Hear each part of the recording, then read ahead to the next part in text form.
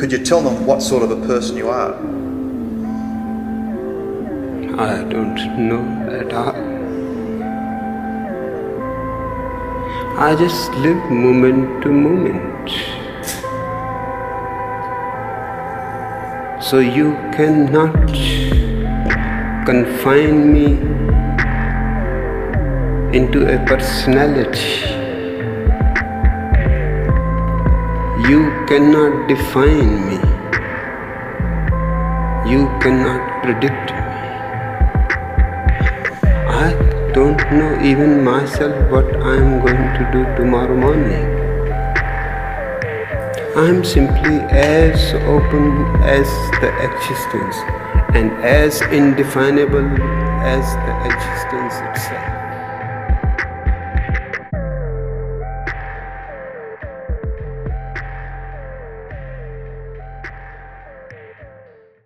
What's up, guys? Welcome back. God damn, here we are, episode, God, I want to say like 5 by now. I say this all the time, but I'm super excited today. More so for the fact that my guest today, Nick, as he's affectionately known, has, some things to say today that I feel like are very relevant to my life, so I'm very excited to hear what you have to say. Before we get into all that, Nick, why don't you give yourself a little introduction and sort of, tell the people more or less how we got here in this room behind this table. All right, well, my name's Nick.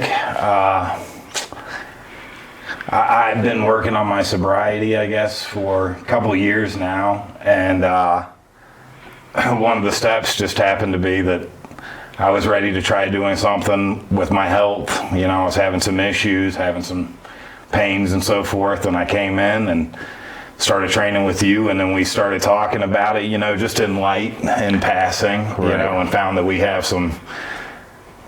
come from a similar place in some regards. Absolutely. So, commonalities. Yeah, and so, it's one of those things we discussed, and like we said, it's just one of those things that I think is important to be open about, because there might be other people that you never know what they need to hear in order to get them headed in the right direction. Absolutely. Even myself, one of the reasons that you stand out to me as someone that I feel like should be here is because I'm relatively young in my own sobriety journey, and throughout our training sessions, we're going to be talking. And when something like this comes up and you say, yeah, I'm a couple years sober, obviously I'm going to dive into that. You've said a lot of things already that have helped me out through my own journey.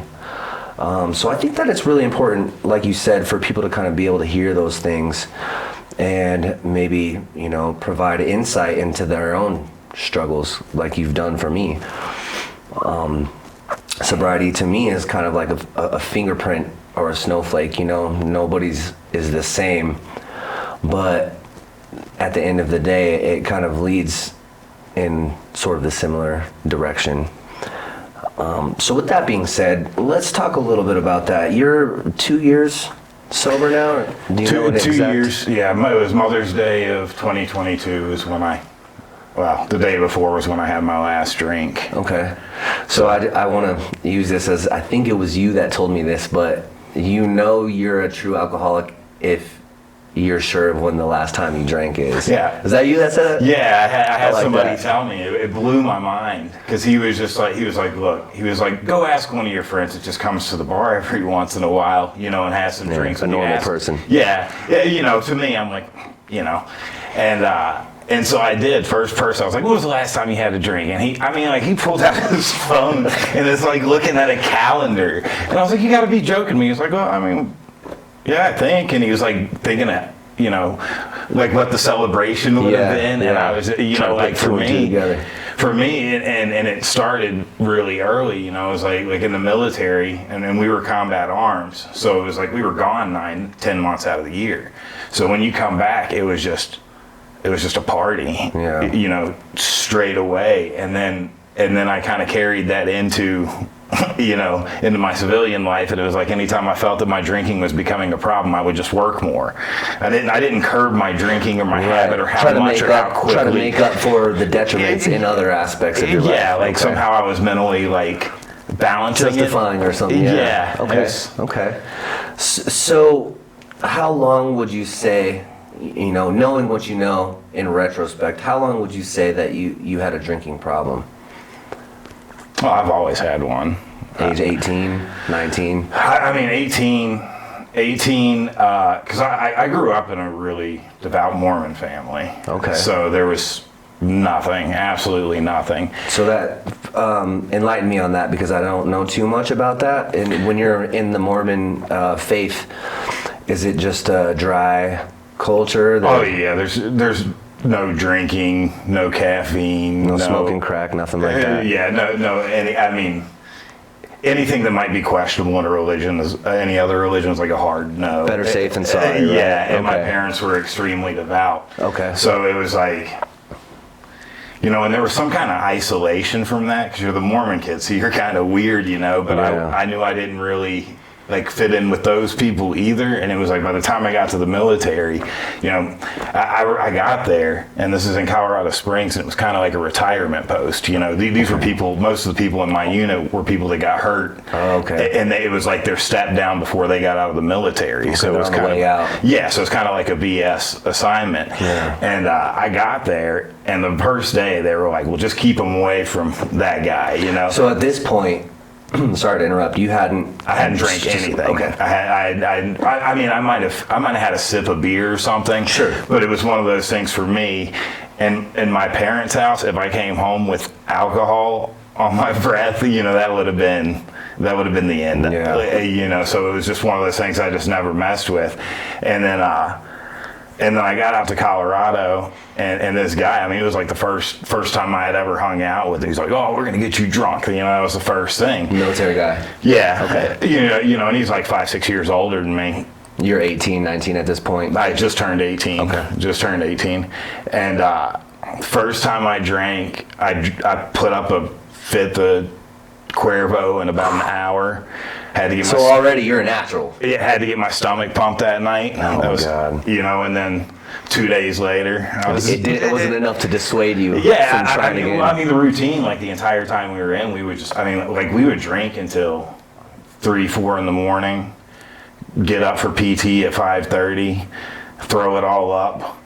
Then we'd go back at breakfast, and we usually drank 3 or 4 drinks for breakfast, go back and work, and depending on how hungry we were, we would decide on alcohol or lunch. Yeah. And then as soon as we got off work, we started it up again. And it was just wow. just constant.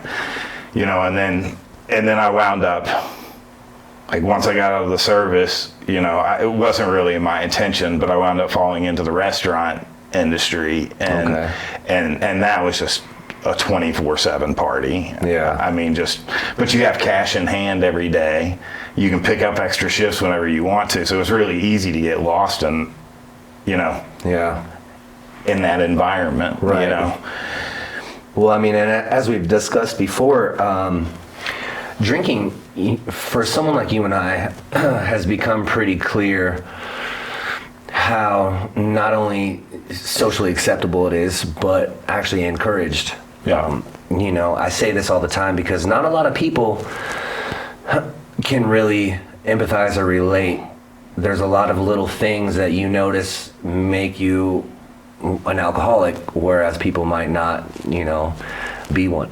Right. So one of the things is you don't realize how pushed alcohol is in your daily life until it's something that you've struggled with and put a lot of mental energy into trying to stop doing. Even so much as, I think I mentioned this to you at one point, you go to work with your people that don't have a problem, and you're like, I haven't had a drink in 2 weeks. They're just like, what the fuck? Yeah. Who cares? They're on the other end of it, and they don't understand that it is an actual problem. Because it's going 2 weeks without a drink for someone like us is like, damn, bro, let me be proud of myself. But for a lot of other people, that's just like, what does that mean? Yeah, well, and a lot of those people are, that I saw, they could go to the bar for 3 hours and stop. Yeah. They could get their little butt. I was going until I passed out. Yeah. As long as you're awake and you can get it. Why would I stop? The whole purpose was to get drunk. Right. That was how my mentality always was.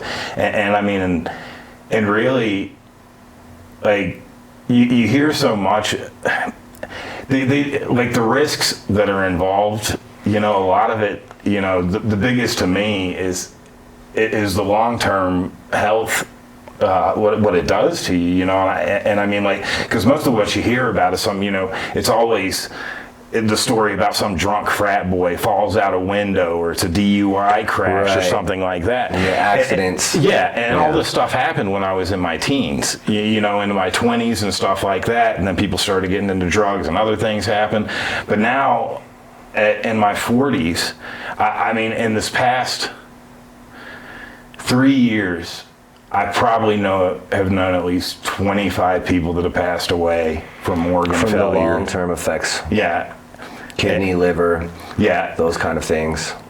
So it's just one of those things you don't think about. And I mean, especially when you're young. Yeah. And this is just like a side note, because this is one of those things that happened, with my girl passed away, and the doctor, he was explaining this to me. I hadn't heard this before, but she had gotten to the point where, she had, everything was starting to shut down. So, like, it had gotten to the point where she would start to have seizures on occasion, things like this. She was actually in the hospital. And the doctor came in, and they're just kind of in and out. And he was like, there's something that you have to understand. He was like, this happens all the time with couples, in their 30s and 40s, because they'll be drinking together for 20 years. And a man's body... Which was your case. Yeah, and it's like, and he said, in a man's body, you can have 8-10 beers every day, and it's not something that's going to cut you down. But a female's anatomy is not like that.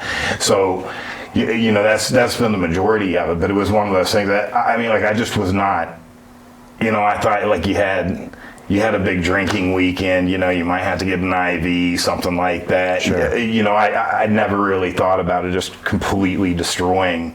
Once the liver shuts down, everything's shutting down. And especially at that time, you're relatively young. Yeah. That was in your 30s that this happened? It's kind of, because I had friends, like we partied, and a lot of people, like, around the time I was 25, started doing pharmaceuticals. Okay. And I can't actually say, like, drinking kind of saved my life in this regard, probably. Right. Because, I remember I was sitting... You were good with that addiction. Well, I was sitting at the bar one day, and somebody came in, and I don't even remember what she gave me. I'm guessing it was OCs, because that's what the big thing was at that time period. Mm-hmm. And she gave me one, and it was like, I was probably 6-7 drinks in, and 20 minutes later, I did the slithery snake onto the floor. I'm having people drag me out, and I was like, I can't. That's no fun. Yeah. Yeah, I was like, I can't mix these. That's not happening, Okay. And then everybody went that direction. And then pharmaceuticals led to heroin, and I just watched, like, my entire, once they go that route, there's nothing you can do. So it was just one of those things that it was like, I had to basically say bye to my friends while they were still sober, and all those people, I don't have any idea what the number, but, like, pretty much every single person I partied with that didn't get married, have kids, like, they are all gone at under 45 years old. So you had a pretty solid choice that you knew you had to make. You're like, I can either do this for a little bit longer, or I can change and maybe stay longer on this planet. You can only ignore it so long. Yeah. So it's like, this isn't a coincidence of every single person. Right. After one or two, like, okay, but then 3, 4, 5, 6, 7, there's a pattern. After my girl passed, within 3 years, every single person in her drinking group passed away. Every single one. Man. Well, it's just, these are things you can't really, you can't lie to yourself and ignore it. You can learn from it. Yeah, it's tough. Yeah, and like you were saying, I wanted to kind of take an opportunity to put a little bit of my own recovery out there, because I feel like I was saying earlier, they're all different, and for the sake of anyone out there that might be able to relate a little bit to you or I or both of us, when you were saying how you were watching your friends get into OCs, Oxycontins, that happened to me. And so as far as alcohol recovery, I had been addicted to crack. I was smoking crack for a few years until I got into the harder drugs, different type of hard drug. I'm with you. I was on the opiates, started out with the Oxycontin, and eventually, without me even realizing it, had transformed into a fentanyl addiction just because I wasn't testing the stuff that I was getting. And at a certain point, the price gets slashed, into a third, and you're just like, fuck it, I'll take it. Yeah.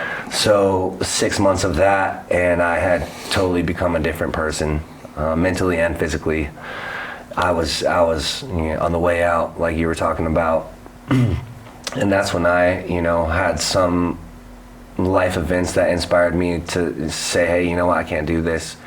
Just like you, my friends dying around me, and feeling like it was my fault, because I was the center of that, and anyone who came around me was gonna be poisoned and infected by that, aura that I had, because I had drugs, and if you weren't getting high around me, I didn't want to be around you, So for me, quitting those drugs was like, hell yeah, I did it. I quit these super hard drugs to quit, these really highly addictive substances that are known for changing people forever and ruining their lives forever if they survive.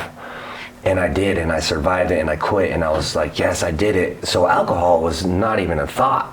Right. Like, I'm drinking alcohol, this is fine. I'm not fucking lying to my friends and stealing money and killing them. You know what I mean? So now I have this idea that I'm sober, and I would tell people like, yeah, I've been sober for blah, blah, blah. I could still tell you I've been sober for 4 years. But it wasn't until I started thinking about, my life and this image that we have of ourselves, right? Oftentimes we look at that image and we kind of put it away towards, short-term gratification, which for me was alcohol. And it wasn't until I actually started questioning, like, do I have a problem with alcohol? Because, I would notice things that didn't match with what I thought the image of myself was. Right. I thought I was a better person than this. I thought I was a better father. I thought I was a better personal trainer. And respectively, I didn't even drink as much as some people. Like, from talking to you, I think the severity of your alcoholism was a little different than mine, maybe a little worse. You were probably drinking more, probably drinking more often. But alcoholism isn't, you can't look at it and identify it by one certain case. So I wanted to take this opportunity by you bringing that up, just to kind of get that out there and kind of help people understand that. And with that being said, I want to kind of get into where you decided to make the decision. You've already talked about, you started noticing long-term health problems. The love of your life had just died. Yeah. And these things start to kind of click in your head and make you realize that it's not sustainable.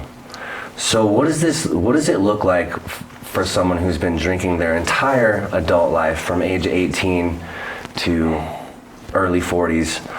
How did that come about? What was it? Was there a spiritual awakening? Was there a moment that clicked for you where you were just like, this is it, I'm done, and you quit cold turkey? Or was it kind of like a process? Well, I mean,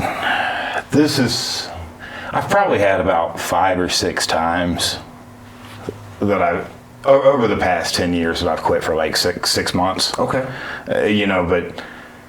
But the goal was never really quitting.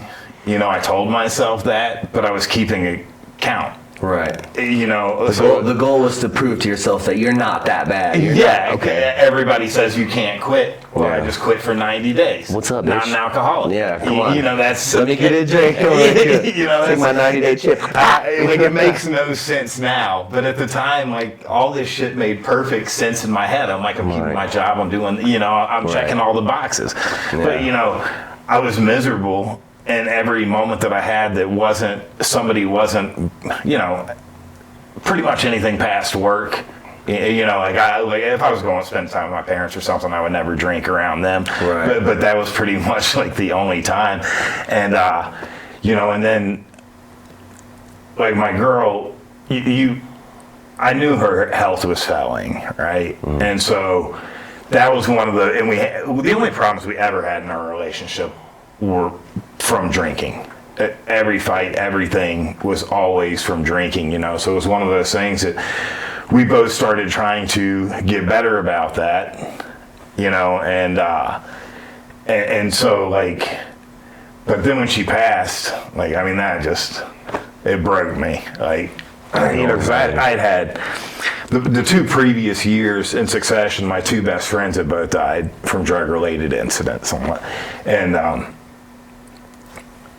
so like after that, I mean, I went straight to it. I mean, I was keeping gallons, and I was just at it for like probably 3-4 weeks straight, and I was like, I'm just gonna fucking end this, Right. That's completely where my head was. And then I woke up one day and like my entire inside, everything in my body hurt, and Physically. I was like, yeah, and I was like, well, this is a decision, right here. Which way are you going? Yeah. So at that point, I started taking it, seriously, and I did it for like a year, and then I wound up like in a living situation that the people were drinking a lot there, and I got back into it, and then so what really, like, once again, it was somebody that I cared about tried to make some shit up about my behavior while I was drunk. Things that I knew, it doesn't matter. I've seen myself drunk. Right. Like, these are things that I would never do under any circumstances. I don't care. Right. And I knew it. So I was like, just quietly quit drinking.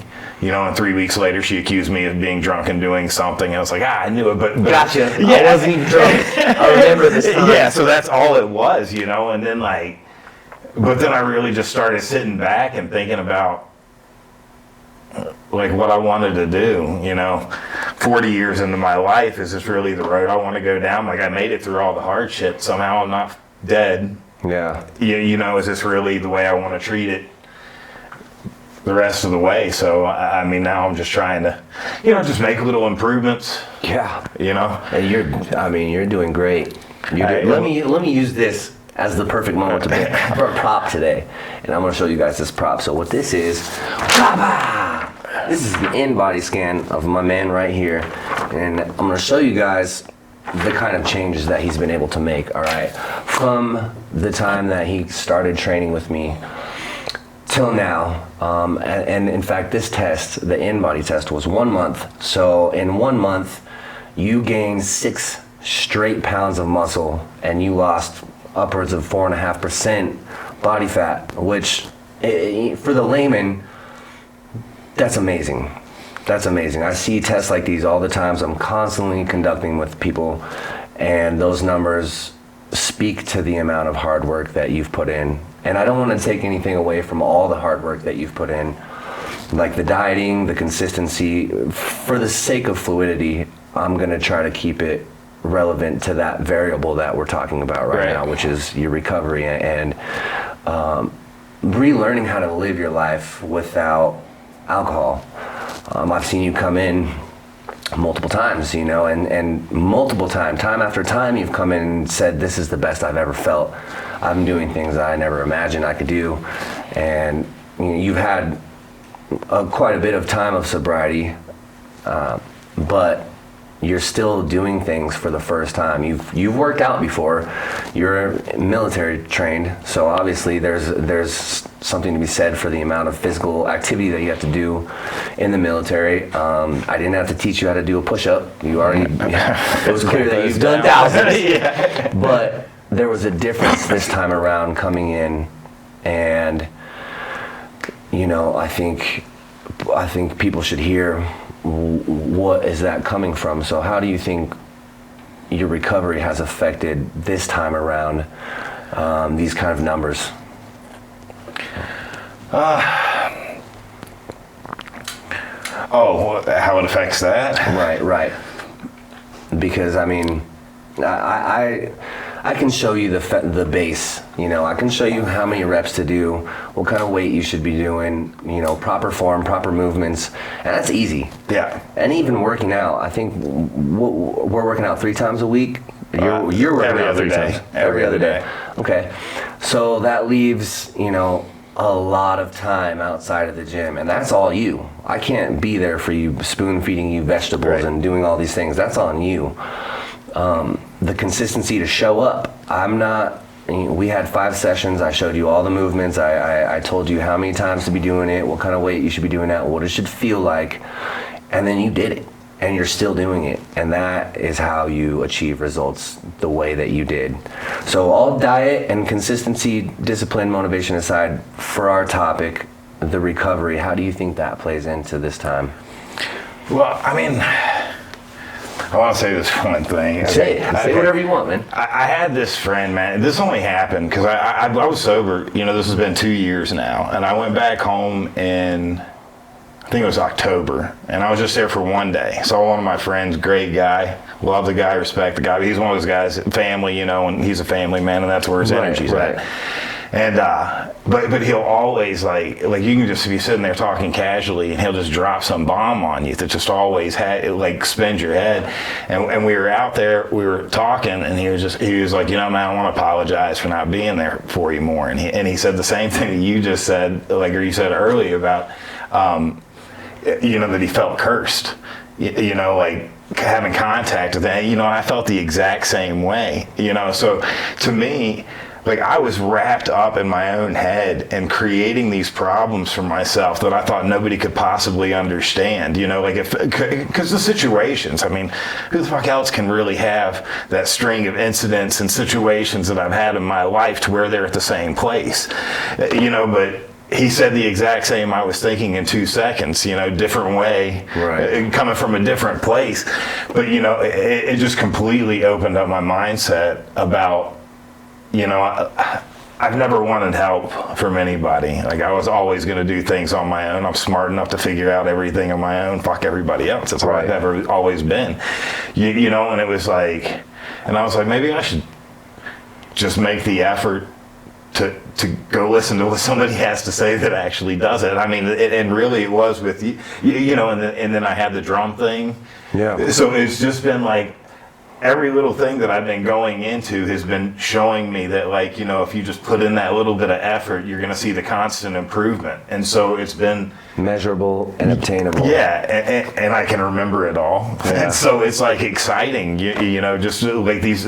That was probably the part of my life that I didn't, I just focused on work, because so many people define success, as zeros. And so I was trying to do these same things that everybody else is telling you that's what you need to make money. Yeah, and I stepped back and I'm like, I'm not fucking happy. Yeah. I'm not happy. What does it matter? And I've made enough money to where, if that was going to bring happiness, I should have been all right. Yeah, exactly. So it just... and I still haven't really figured out what the end goal is and how to make myself happy, but I know the things that were making me unhappy. Right. And so I've just started eliminating those. Yeah, I've just been going through them one by one and trying to correct them. And I feel like at some point, you feel like it's working for you. I mean, I'm generally a lot happier. Yeah. I don't. It's been a long time since I've been happy. So yeah. It's nice. Almost a new feeling. It is. We've talked about it a lot of times, and I've even mentioned it a couple times already here today. Relearning how to live your life. When we talked about figuring out who you are. Yeah. And I don't know who actually said it on one medical board, whatever. But talking about when you're addicted to substances, the maturation of the brain stops. So it's like. And through all that stuff, my strategy was to drink away the pain. Right. As soon as somebody died, and especially with the stuff, you could pretty much count on one person dying and then 3 or 4, within a couple weeks at best. Right. So I would just get on these tears and just drink until it wasn't at the forefront of my thoughts. I'm like, oh, okay, I'm good. Yeah. But now that and it really did take me a good 6 months to even feel like my head was clear, and then just trying to process all the shit that's been going on and trying to figure out what I actually want in life. And I don't know, it's a lot. Yeah. But you bring up a really good point, because something that I've learned, and I've heard this my whole life. I've been an addict, alcoholic most of my adult life, just like you. And I've been constantly getting in trouble with the law, going to group therapies, all these things, and learning. And I consider myself somewhat intelligent enough to pick up on what they're saying and learn how to, spit it back at them the way they want to hear it. Right. So that I'm showing progress, right? And I did that for a really long time. And I've learned that there's a really big difference between understanding something and practicing it, because you can't practice it until you understand it. I could, verbatim record, certain things that I've heard and little things that, you hear in recovery. And it wasn't until I decided that it was something that I wanted to try to practice for myself that I really started thinking about it. And the whole brain not maturing while you're in active addiction, I always thought that was bullshit. Because I started I started smoking weed the first time when I was 15. Right. Drinking when I was 17, 18, And I know I don't have the mind of my 17-year-old self. Right. So I brought that up one day to a professional, and I was like, look, man, that's bullshit. Because I don't think like a 17-year-old anymore. Like, yeah, this and that. And that's when he had explained to me that your brain doesn't necessarily stop growing and maturing, but when you use drugs, you're regulating your emotions, through a foreign substance, right? Regardless of what it is. And what that does is it limits your capacity to grow emotionally, because we're putting our emotions on low volume, right? Whether it be, and people say this all the time, I drink, you just said it, to make the pain better, or to feel better about things that are going wrong. But what I've come to understand is when you do that, you're not just numbing those hard emotions, you're numbing the good ones as well. Right. And I'm sure you've experienced this, but the thing that stands out most to me during my recovery so far is the ability to be present in the moments, and I'll give an example. Like, you talk about hanging out with your family. I just went to this little carnival with my sons yesterday. And this was the first time that I've went in my life, regardless of if I had children or not, to this exact carnival. I've been to, annually for the last more than a decade, that I didn't drink, and that I didn't want to drink. And when you're drinking like that, I could be waiting in line with a drink in my hand, watching my son do whatever, and I'm drinking. Or I could be waiting in line without a drink, thinking like, damn, I want another fucking drink. What I mean? Oh yeah. But this last time around was the first time I ever experienced, and it might not sound like much to a lot of people, but to me it was huge, every little emotion and feeling that went along with watching my son stand in line, the excitement on his face when he was about to go on this ride, the excitement of his face when he was on the ride. It was the most fun I've ever had at this event, and I was blown away. And that's what I mean by being present in the moment, when you're not constantly thinking about drinking more or drinking at all. Right. Have you experienced anything like that? Yeah, I mean, at first it's really, really tough because it's just everywhere. Right. You can't drive more than 500 yards before you're going to see a liquor store, or you're going to see an advertisement, whatever it is. And then now, like, I actually have friends of mine who, now that I've done it, like, that I'm far enough into it, that they've almost started like trivializing it, and making it. Can't be that hard, right? Is that what you mean? Well, no. They sit there and they're like, oh, well, you had a real problem. Oh, okay. Because they're trying to minimize their drinking, to make it sound. So it's like, I don't know. Like, I just get irritated about people like shitting on it. Yeah. And I think that speaks to one of the reasons that recovery can be a lonely process. Yeah. Because it forces the people around us to, reflect inwardly. And they don't want to do that. Nobody wants to do that. Oh, no. And I mean, you have to grow.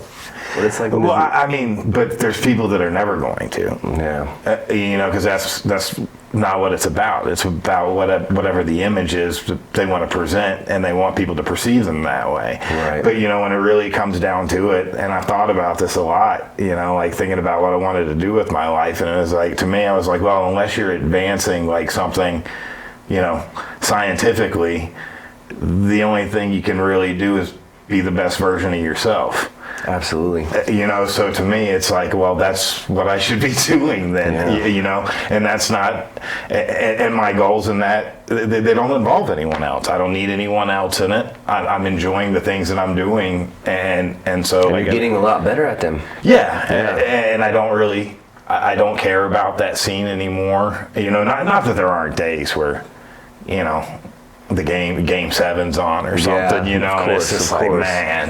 But, Yeah. you know, I've played that game. I've played that game for 20 years where I was like, you know, I quit for 6 months. It was like, I'll just have, Right. I'll just drink for the game, you know, and I Right. do that for like 2 weeks. And it's like, well, there's another game Yeah, on. and then the reason to drink becomes less and less profound. Yeah, well, you just start making more and more excuses for Like, it. oh shit, there's a cloud. I in the haven't sky. seen that dude in forever. Yeah, I gotta right, stay right. here for a few beers. Yeah. It doesn't matter. And I watch the same behavior with my friends, which to me, it's like, I actually enjoy being around people when they're drinking. I don't want to be there for the last couple hours. Right.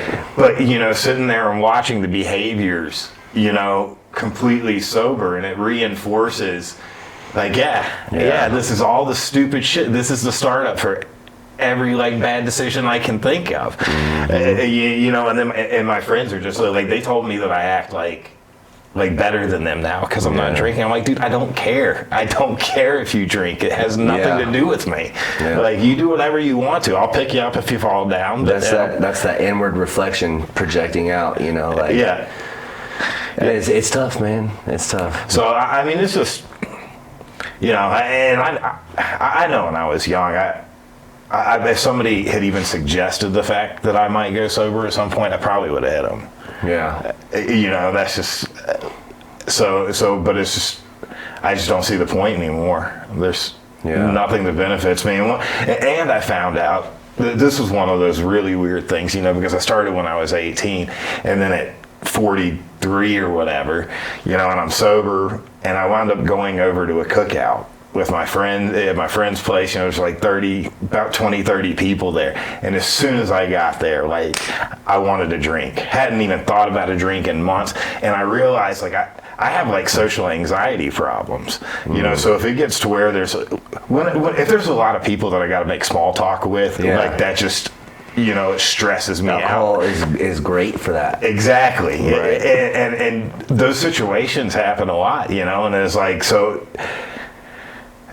like, It's that whole relearning thing. I haven't even been on a fucking date since I got sober, man, because I don't think I've ever been on one without drinking. So how common is it to say, hey, let's go, you know, grab a drink, get to know each other? Oh yeah, going bowling. Yeah. Like Anything. I was like, dude, since I was 13, I haven't bowled without alcohol. You know, it's just, yeah. So I mean, it is strange, but, you know, it was also impeding me from finding things that actually made me, you know, I didn't realize it.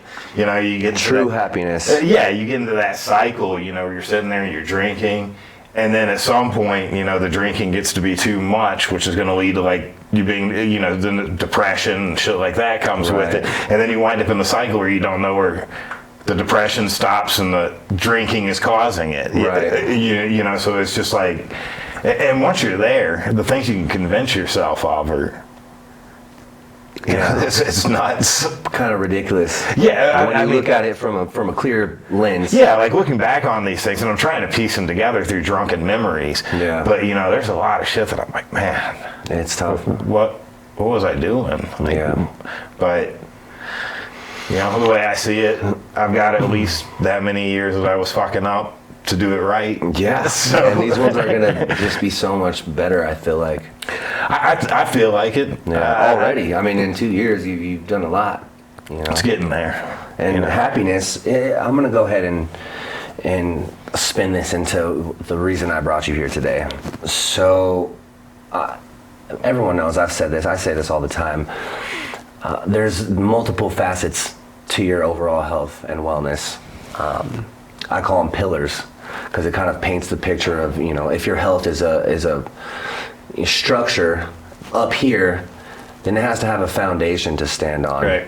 If you focus too much on one of these pillars, as it were, then what's going to happen is your structure is going to, become unstable and tilt and tumble.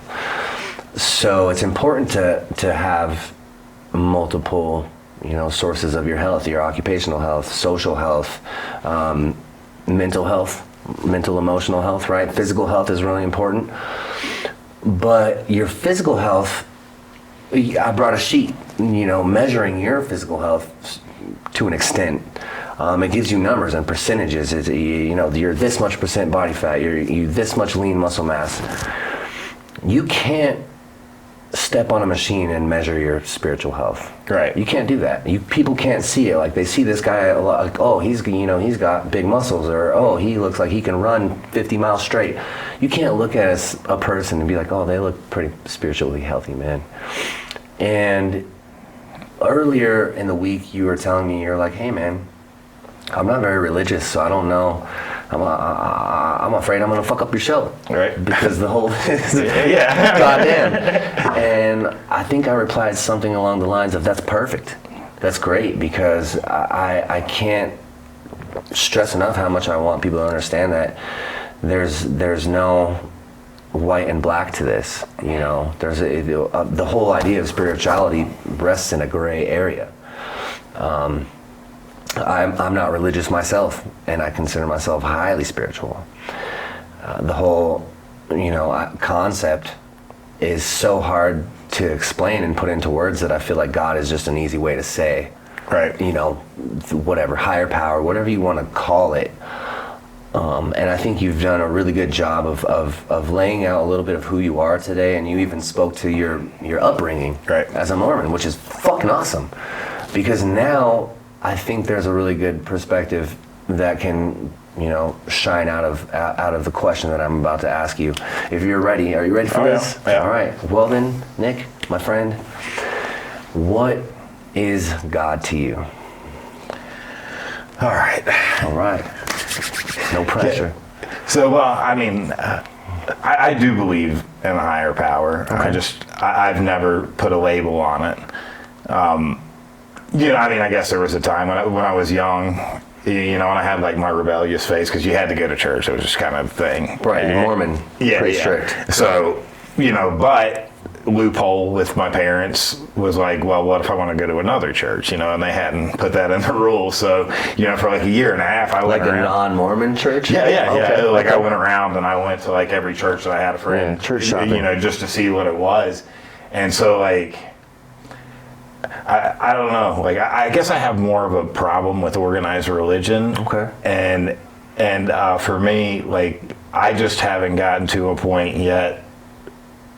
I'm still kind of angry, with that, just with everything that's happened. So it's. Do you ever feel like you take that anger and sort of direct it to that higher power, or? No, because like. My belief system, or what I believe, this is kind of a big one on religion, but okay. So for me, like I think, if there is a God, then our whole purpose of our existence has to be that we have free will, right?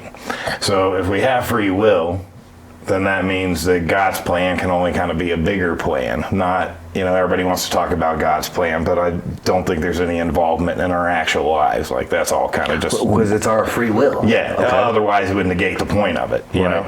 So I think people put too much stock into saying what they say is their faith in God, when really all they want to do is wag the finger at somebody else instead of working on themselves. Okay. So I just have a hard time with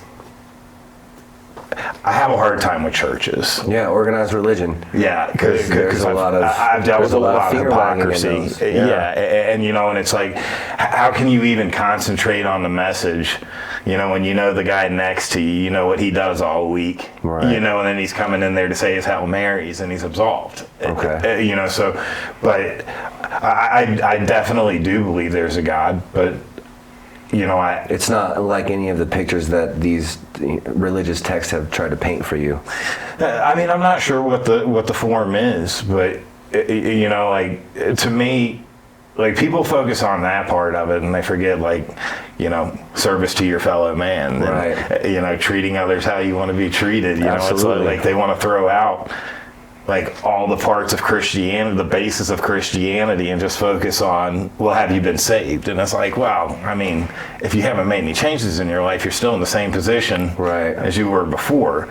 So it's, I haven't, like to me, I knew, like, through this process that, because, like, I've been to AA meetings, and you said you've been. Yeah, I do. And I regular them, actually. Yeah, and there's a lot of focus, put on Ward's prayer and stuff like that. Right. That 20 minutes you would have where people would tell their experience and things like that. I absolutely love that. But, I think, like, if you draw on a higher power to give you strength to do something, and some people might need that, it also gives you an excuse, like a scapegoat, if you will. Yeah, exactly. Yeah. Do you mean for, like, if you were to step back? From your direction you're trying to go, then hey, it's God's plan. God's plan. Okay. And I've heard people say stuff like that. And it's just like, to me, it's like, I know after I've tested it many, many times that, like, really the only ability I have to make a good decision is on the first drink. Yeah. So I don't have that drink, and it sucks. And sometimes I've had to leave places, as soon as I got there, because I was like, I can't. I can't do this. I cannot watch this. This looks way too much fun. I had enough experience knowing that you're more likely to say no to your first drink than your second, third, fourth, fifth, sixth. Oh yeah, once it's over. I bartended for 10 years, and drink number 4 is the fuck it drink for everybody. Like, they can come in with a list of everything they have to get done, itemized for the next week. Right. And as soon as they hit that 4th drink, that's good insight, man. And I know I could feel that. Yeah, and I still, every once in a while, which, I mean, not this time, not as much, but I mean, like, I'll still drink NAs every once in a while. Okay. Yeah. Just to get the taste, and you drink 2 of those, you're like, man, I just spent $15 on nothing. It could have been water. Yeah, so. Because we don't drink for the taste. Right. Oh, I love beer. It sucks. Okay. Like, I was in Germany for 3 years. I really. That Bitburger. Yeah. I really do enjoy beer. Yeah. But, I enjoy drinking a lot more than everybody else enjoys me drinking. That's profound. I like that. One of those little euphemisms that you kind of hear around. I'm having a blast. Yeah. Nobody else is. So, cool. Got to recognize it at some point. Yeah. So, one thing that I want to just to kind of paint as clear of a picture of your understanding of God as that's the reason that we're here today. Yeah. The main reason. Do you ever communicate with your higher power, would you say? Prayer, it doesn't have to be like sitting on the bedside and, dear Jesus, thank you for this. Do you ever think in your head, like, fuck God? Well, I mean, that kind of relates back to the anger too. Yeah. And I know it's stupid, but everybody's always praying when there's tragedy, when there's right. That's when people want something to happen. So I've been in those situations, and I've done the same thing, even though I swore I never would. Right.